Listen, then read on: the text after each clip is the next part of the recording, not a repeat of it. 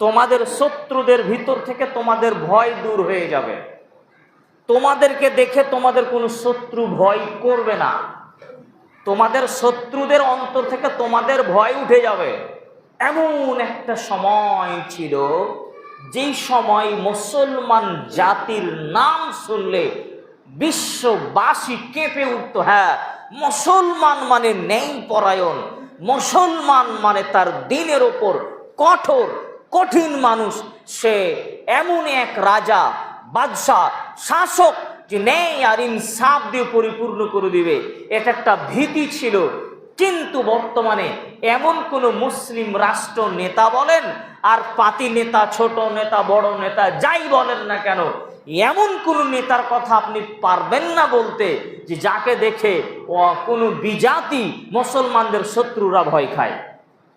কেউ ভয় খায় না। তো মুসলমানকে দেখে কেউ ভয় খায়? কেউ ভয় খায় না। এটা আল্লাহ উঠিয়ে দিবেন, ওদের ভিতর থেকে ভয় উঠিয়ে দিবেন। আর কি হবে? তোমাদের অন্তরে ওয়াহানের সৃষ্টি হবে।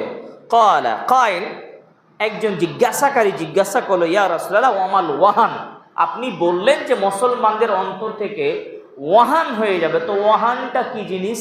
আল্লাহ রাসূল বললেন, হুব্বুদ দুনিয়া ওয়া কারাহিয়াতুল মাউত, এটা হচ্ছে দুনিয়ার ভালোবাসা আর মৃত্যুর ভয়।